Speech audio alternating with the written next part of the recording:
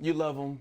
Morris Chestnut, from Boys in the Hood to the Best Man, the award-winning actor, continues to do his thing on the big screen. And now he's back with a must-watch new show called Our People on Fox. Ladies and gentlemen, welcome to Start Your Day, the Morris Chestnut. I would say, hey, Mo, thanks for getting up early this morning, but I know you get up early every morning for you. So this is just nothing new for you. I do.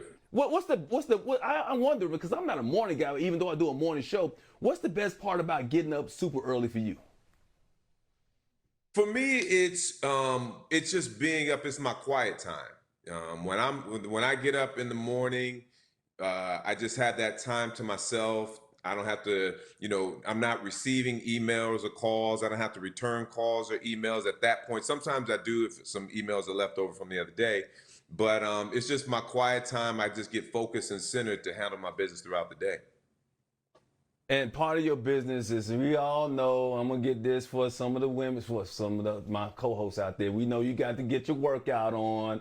I saw your little TikTok, yeah. Mo. You didn't have to try and break the internet. You put on a little suit, look nice, got over 1 million views, and all the women going crazy. When you first put it out, did you say, I'm going to kill them with this? Is that what your first reaction was? No, that's not my mentality at all. Actually, I have a team of people who work on that stuff for me, and they put it together. I did a photo shoot. They put it together, and I basically, some of the times I kind of see what's happening like just before it goes out. I have not been able to really take hold of social media like I should, and it's a lot of things that I don't even know about social media. So I have a team of people that do that for me, and they put that together, and I just said they showed it to me. I was like, okay. But I never think, I'm gonna kill him. Nah, I don't think that.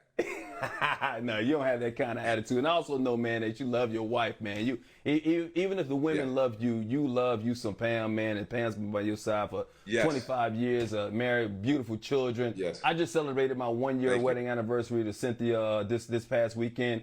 What's the secret? Congratulations. Give people like myself some advice. Thank you, brother. What's the secret, man? That Hollywood lifestyle, being in entertainment, but still maintaining that strong bond that the two of you have. I think for us, it's been communication and respect, and it's that goes a long way. And I think that we genuinely love each other as people. We like the people that I love who she is as a person. I think she loves who I am as a person, but we love who each other are as people. And I think that goes a long way. And one of the things that when I first met Pam, it wasn't, of course, she was an attractive woman and I was really attracted to her, but it was how she just treated people. I paid close attention to that. I paid close attention to when we went to a restaurant, we would treat the waiters, and she had a nephew at that time, how she was so much in love, how maternal she was with her nephew. And those things really, really made a big difference to me, because obviously, looks fade, after the honeymoon period of when you meet somebody. Once that dies down, then who is the person that I'm dealing with? And it went a long way.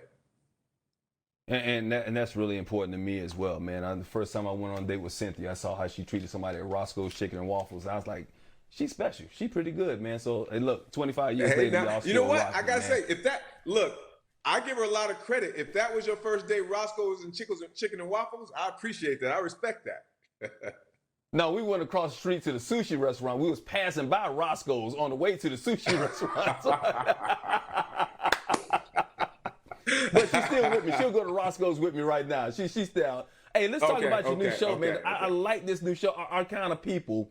It's on Fox. It addresses a lot of issues. It's good to see affluent Black people talking about other things like status, wealth, colorism, all these types of things. How important was it for you guys to unpack those type of topics on this show? It was very important. First and foremost, for me, it was important to convey the images of wealthy Black people who are nothing against entertainers and athletes. I mean, I'm an entertainer myself, but it was just refreshing for me to have an opportunity to convey to the world the images of wealthy Black people who obtain their wealth, not necessarily through means of entertainment or sports, but business, and just how we navigate through our wealth in handling business. Now, yes, some of it, a lot of it is fictionalized because it's a television show, but I think it's very important for people to see those images, and it's an aspirational type of situation. And we're glad you're putting that out, and we're showing video of you. Now you're also being sportscaster. You coming in my territory a little bit. Now I'm kind of leaving sportscasting, going into now you're part of the crew. My girl Jacina Anderson on there talking about NFL topics or whatever. So I got to ask you, That's the right. whole John Gruden situation that's going down. What are your thoughts? Well, I have to say this first and foremost. With me talking sports, I mean that's just what I do. I mean, I love sports. You know, I love football, and that's in any of my spare time. That's what I do. I go to the gym and watch sports. You know, John Gruden's situation is very unfortunate, but it's good that I feel that this situation has come to light because it really shows how much work still needs to be done. I think I know the NFL has made strides over the past couple of years to improve on those types of situations, improve on that type of messaging. But this reminds us that, hey, this stuff still exists. So we need to keep the focus on continuing to improve on a daily basis. I love that. I love that. Look, bro, I got a chance to know you, a great brother, way beyond just being a great thespian, man. But I always want to know, like, if you weren't acting, doing talking sport, what would Morris Chestnut have done if it wasn't for acting? It's interesting. That's a good thank you. Thank you. That's an interesting question. I don't know. I think I probably would have ended up somewhere in financing or banking because at that time, for a long time, I was a bank teller, and I thought that I was going to have a career in the finance industry. And it's just funny. It's true stories. When I stopped telling people what I did because I was working at the bank as a bank teller, and I told my manager, I said, "Listen, I'd like to, you mind if I take off this day? I need to go to this audition." And, she's like, she said, "Okay, great. Go ahead and go to your audition." And then probably about a week after that, she came up to me. She said, "So how did it go?" And I said, "Well, I didn't get the part." And then she said to me, she said, "Well, listen," she says, "when you're done with the whole acting thing, we have a place for you here. We'd love for you to stay with us and grow with us." And, and it was just one of those things. She meant well, but it was just one of those things to where I was like, from that point forward, I just knew, I said, I just need to keep it to myself because even though people may have good intentions, they can kind of say some discouraging things. And so I didn't want any outside noise to distract me from the business. But I would say I would be somewhere in banking. And finance. Well, you're banking now because you're working as an actor as well. You're definitely banking now.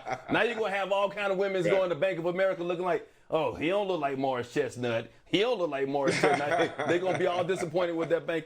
I would allow my co-host Sharon to come on here and say hello to you, but I think we ran out of time. I wanted to leave some time. Okay. Yeah, they told me we ran out of time, man. She says hello, though. But I told her, Pam, don't play that. I enjoy the show. I enjoy both you guys on the show. I appreciate you, man. I'll talk to you later, brother.